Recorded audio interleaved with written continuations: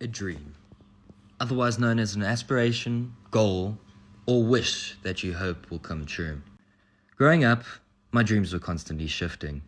At first, I wanted to be a veterinarian, imagining a life caring for animals. Then I thought I'd be a football player, scoring goals and finding success on the field. Later, I imagined myself as an architect, designing spaces that could shape the world forever. And now at 17, I think I want to be a lawyer. Each of those dreams felt right at the time, yet they've all changed. And with each change, I've started to wonder what it really means to pursue a dream, even if it evolves or takes unexpected turns.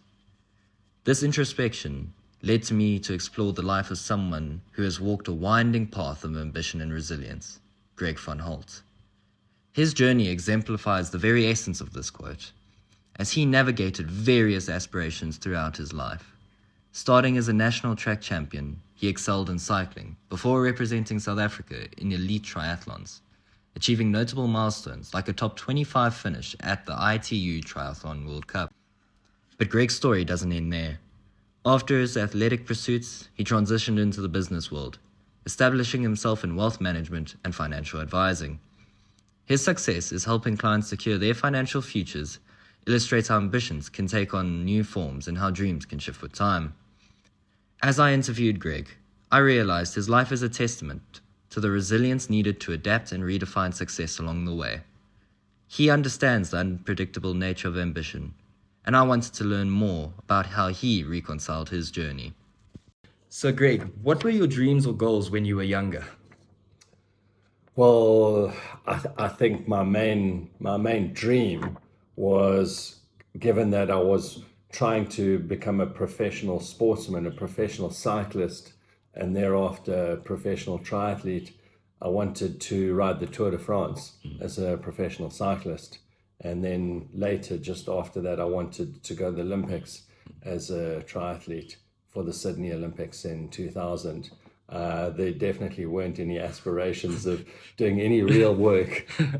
But was there any particular moment or influence that made you pursue this, though, in terms of how you got to becoming a professional athlete? Definitely. I mean, I think there were probably two moments where I knew that I had something special inside me as an athlete. One was in standard eight, grade 10 now, when it was the inter-school cross-country championship. And in standard eight, I turned up. My brother happened to be captain of the side, but that's a side story. And without pretty much any training, I won the entire event, beating all the matrics and post-matric students. So then I thought, okay, maybe there's something here. The second moment was when I won SA duathlon champs straight out of school, the senior champs beating the likes of Nick Bester and a whole lot of, and Nick Bester just won the comrades. So I thought, okay, maybe I should give this a serious go. Could you possibly describe what success meant to you at the time? Was it Success was coming first. coming first, but was that defined by mainly personal accomplishments, or was it also maybe parental or exterior influences? No, my parents never pushed me into doing this at all. They were very supportive, but for me, success was winning, and it didn't matter what form it took.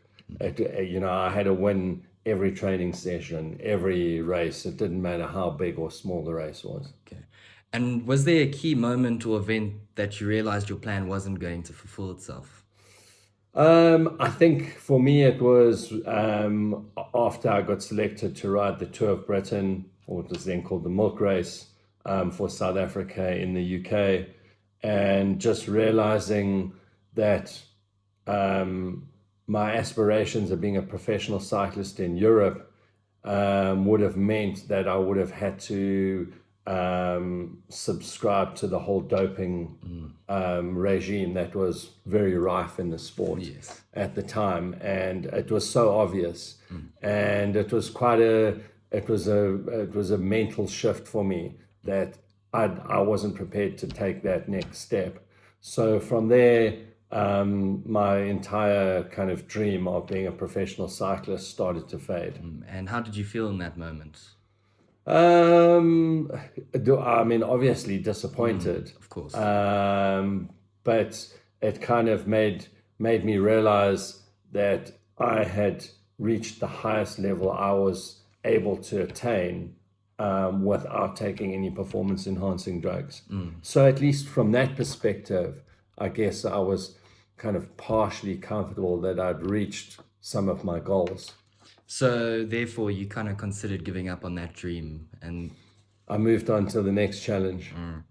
and can you go into a bit of depth with that? Well, for me, it was kind of split between now I had finished my studies and I had a bursary from Price Waterhouse to become a CA. So I had to then start my articles. So it was that kind of next challenge of taking on kind of a professional career in the business world. But at the same time, I was still on the Olympic squad for triathlon for the Sydney 2000 Olympics. So it was kind of, I had this dual thing going on between trying to start a career and keep my sporting aspirations going on, knowing that I was getting older. I think when I finally stopped my last professional race, I was 27. Okay. And from there, how did you redefine success or adjust your ambitions after things didn't go as planned? Did you change? Was it a mindset shift or was it natural progression, would you say? I think it's natural progression. You know, for me, my character is if I'm not trying to win on the sports field, I'm trying to win in business. Yeah. So the race just became a different kind of race. Different race, yeah. And in what ways did those challenges you faced shape you today? Well, I think what I have learned over time, and it's not obvious in the moment, is that you only really succeed after you've put in a lot of effort, and nothing will compensate for that. You know, I mean, yes, people get rich quick, or you know, I wouldn't even say these child prodigies. They most almost 99.999% of the time, it comes with a huge amount of training, studying, whatever it is. And so, you know, for me, it didn't matter whether it was in my sport, that the tens of hundreds of thousands of hours that I spent training, you only win when you've put that in. And it's the same in business. And do you think your current reality is better or worse than you initially envisioned? I mean, I think that, you know, the kind of dreams you have as a child get, I think, dampened by the reality of life. So, but that doesn't mean that you should ever stop dreaming. I think, you know, where I'm at, I'm very comfortable with the life and the opportunities that I've been given, and I've been extremely lucky to have had a lot of that. So the journey doesn't stop until the day you die. No. So I don't stop dreaming and I don't stop trying. Okay. And what advice would you give to someone who feels like their dreams are slipping away or is at a crossroad in their life? I think my advice would be just to, if you fall down, I mean, it's a bit cliched, but get up and keep going. You know, I mean, nobody got there easily, unless whoever it is needs a complete reality check and their dreams and aspirations are completely unattainable. Like, for example, if I said I wanted to become a Navy SEAL or an astronaut at the age of 53 living in South Africa, I think it's highly unlikely. So you need to kind of have some checks and balances in what your aspirations are. But if they're reasonable, I think nothing is ever unachievable. Reflecting on Greg's story leaves me with a deeper question about dreams and ambition. His ability to adapt and redefine success amidst obstacles inspires me to consider my own path. While I currently aspire to be a lawyer, I recognize that my dreams might evolve again, just as they have in the past. The realization now isn't something to fear. Instead, it's a part of what makes my journey meaningful. Greg's experiences remind me that dreams are really straightforward. They twist, turn, and grow as we do. And for now, I'm just going to keep moving forward, embracing the idea that dreams I hold today might not be the ones I pursue tomorrow. And that is perfectly okay.